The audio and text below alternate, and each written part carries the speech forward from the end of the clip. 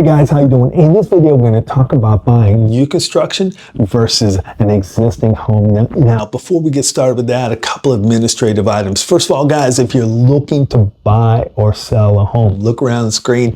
You'll see my number. Love the opportunity to talk with you. Also, if you look around the screen, you'll see a QR code. You can scan that, leave your information behind, and we'll reach out to you. Now, if you're somebody who stays up there regarding the real estate market, again, look around the screen. You'll see the subscribe button, subscribe for our channel here, and finally, comment below. Let us know how we're doing, and let us know if you have any question. As I said earlier in this video, we're talking about buying new construction homes versus buying existing. And here's the big question that comes out of that. Why should I buy a new construction home? And the real simple answer is it's because that's what you prefer. That's your preference. In today's world, there are plenty of homes built in the 50s and so forth that people have kept updated. They've done all the repairs, they've remodeled and so forth, and those homes are in great condition. Now, versus a new home. Now, the big thing with new home, a lot of people are simply like, nobody's lived there before. I'm the first one. It's my home. And that's the thing, and I think that's part of preferences. Now, but here's an advantage to big home. First of all, it's modern construction techniques, We've got modern materials that's designed to be more durable, more fire resistant, healthier and so forth, and we even have construction techniques that are designed to help homes last longer and so forth and withstand things like earthquakes or whatever happens in the environment. For instance, one of the things I think of coming off the top of my head is modern slabs. They're designed with drainage and so forth in mind, moving water away from the home. If you've got an older home, you know that they weren't built with the idea they simply have downspouts that drop the water off at the base of the foundation.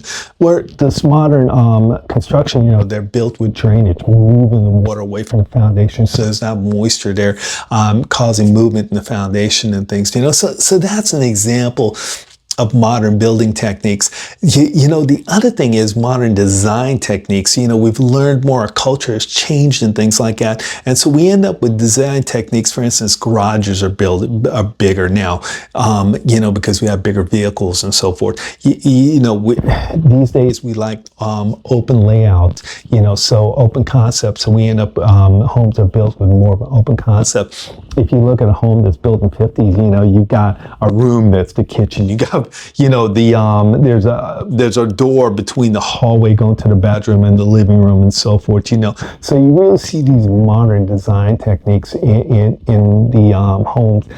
A simple thing that I actually love, is if you got a multi-floored home, you end up with the laundry room on the second floor so you can wash clothes and take it right into the bedroom without having to climb stairs and things, So those are some real advantages to modern construction and things.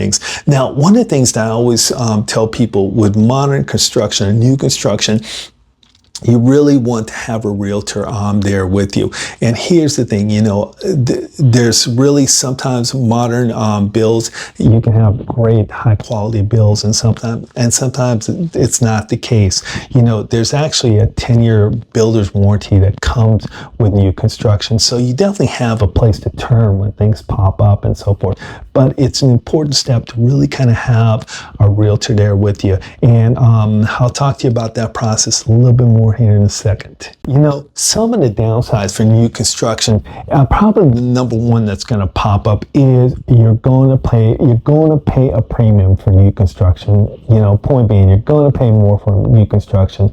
In a lot of cases, also equity is going to be slower building with new construction. A lot of times you've got new construction homes that are built around older homes and so forth. And initially the prices of the older homes tend to fall and the new construction homes sell higher. But as time goes on, what ends up happening is the older homes pull the value of the newer homes down, and then the newer homes pull the value of the older homes up. So you end up building equity slower in the newer homes. Now, over a longer term period of time, you do end up building equity. You just initially it's built a little slower. Some things that you're going to run into with newer construction, a lot of them, you're going to have HOAs and so forth. And HOAs fees are initially pretty expensive because there are fewer people living there and so forth. The other thing that ends up happening is typically your property taxes are a little bit more because a lot of times builders got hit with a lot of assessments and so forth, and this is passed on to the property owners through property taxes and so forth with assessments. Hey guys, remember earlier I said it's a good idea to have a realtor walking through these homes with you. Realtors are going to have somewhat of a grip on builders and quality of build and so forth, give you some ideas about materials and that kind of thing, and cost of so forth. It's a great area where realtors can help you out with. Now, in a lot of cases, what you're going to find, you're going to go into a builder and they're really going to insist that you use their realtors. You don't have to. Remember, their realtors work for you, work for the builder and have the builder's best interest in mind. It's kind of like going to a car dealership and dealing with the salesperson there at the car dealership. Now, with a big purchase like a home, you probably want to be represented by a realtor. In many cases, the builder is going to do what they can to make sure that you work with their realtors. And one of the things you want to do is make sure that you have your realtor with you when you go to the first meeting. Have the realtor sign you up and have the realtor sign you in. And that way you're represented by the realtor. Now, the documents and so forth that are being used in new construction are typically the builder's documents. So you're not necessarily using California Association of Realtors documents, but you're using the builder's documents. So having a realtor there to kind of walk you through the process and so forth is really important. You'll find as you go along also, builders will cut out realtors. They'll not have them attend the inspections and so forth with you. You're typically walking through with the employees of the builders and so forth. And this really, something that the builders try to do to really kind of make the transaction move along a little bit smoother and so forth. It's new construction. There may not be necessarily a whole bunch of stuff that you need the eyes of a realtor or inspectors and so forth looking at, but it's always good to really kind of be focused. You want these homes, when you're buying a new home, to be just about perfect. In a lot of cases, you're walking through and you're looking at visible things like hey, the texturing on the drywall is not consistent. We want that fixed and so forth. You want to make sure that when you take possession of the home, it's as perfect as you can possibly get it and things, One of the things that I always tell people in new construction is there actually is a deposit that you have to put down, and you've got to be very cautious about when that deposit becomes non-refundable. And the deposit you're going to see is anywhere from about what I've seen anywhere from about $10,000 all the way up to 3%. So you may have a home that you're paying $500,000 for, and it's $10,000 is your deposit, and it becomes non-refundable at a certain point in time. And then also, you may be buying a home where it's 3%, and so it's a $15,000 deposit. So it varies.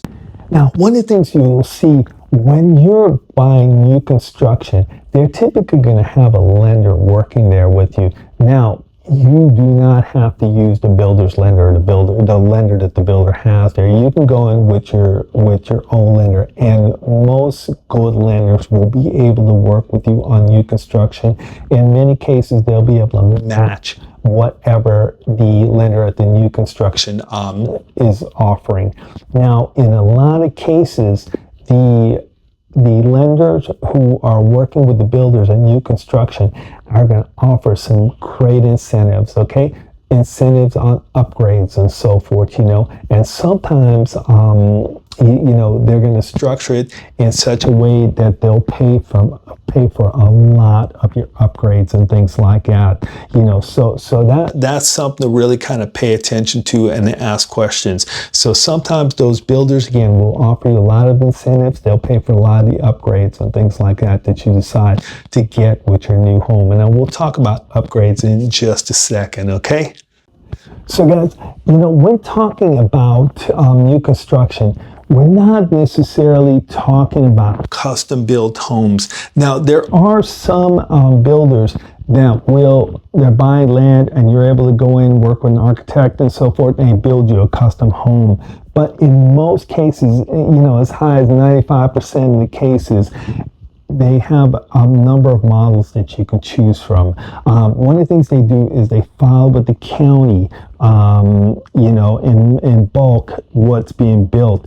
And so certain lots are designated certain types of properties, certain models and so forth, and that cannot be changed because it's already filed with the county and things like that. It would be a big expense to make that kind of change. So you're going to have a couple models to consider. Now, one of the things to really think about when you go into one of these models that they have on display, these models have all the upgrades. I mean, they're built to the T. So you're going to walk into a model home, and it's going to be just that. It's going to be a model. It's going to have all the upgrades. It's going to look amazing. It's going to be professionally staged and things like that. So it's going to look great. So one of the things that you want to do is think about what kind of upgrades you want to the home and so forth. Now, your home, when you buy new construction, is going to be a basic white color. There's going to be choices of the type of countertops in the kitchen and so forth, the types of flooring to use and things. Now, here's the one thing to consider. Sometimes, for instance, I remember working with one where flooring, it was like a 2,600 square foot home, and the flooring would have cost something like $50,000. Well, you can go off the market and do much better than that and get much cheaper. Get the flooring done cheaper. But in some cases, the prices are not necessarily so bad. For instance, maybe granite countertops that cost $6,000-7,000, or quartz countertop. You may want to get that because what'll end up happening is it's going to cost you almost as much to get it aftermarket, to get somebody to come in to install granite countertops. And here's the other thing is, by the time you're ready to do this, prices may have gone up. Maybe 2 years in the future. And now, instead of costing, $10,000 to install, it costs $15,000-20,000. So some things to consider. If it's pretty close to, and you can afford it, and it's pretty close to what it would cost aftermarket, I'd say go ahead. And there's some basic things, certain upgrades on the kitchen and things, countertops, cabinets, that kind of stuff. Taking advantage of those. And there's a lot of upgrades that are actually priced really well with builders. So those are some things to consider. One of the things I always tell my clients who buy new construction is take advantage of the paint. Paint itself, it's not incredibly expensive, and it'll really make a difference when you move in, because you move into a home that's all white and so forth, and typically the basic paint, and you want to take advantage of some of the upgrade paints. That way you come in and you've got some color in your home and so forth, and it really adds to the beauty and of the home. So guys, again, going back to new construction versus existing, some advantages is technology, modern design, modern construction, modern construction, is a real advantage. But, you also start thinking about existing homes. If they're upgraded and so forth, they can be just as beautiful as a new construction. When we start thinking about new construction, things we got to think about is you're going to pay a premium. It's going to build equity a little slower and so forth. But some important things, make sure that you have a realtor that's working with you, even when it's new construction. Again, the builders typically want you to work with their realtors, but you want to be represented because those realtors work for the builders.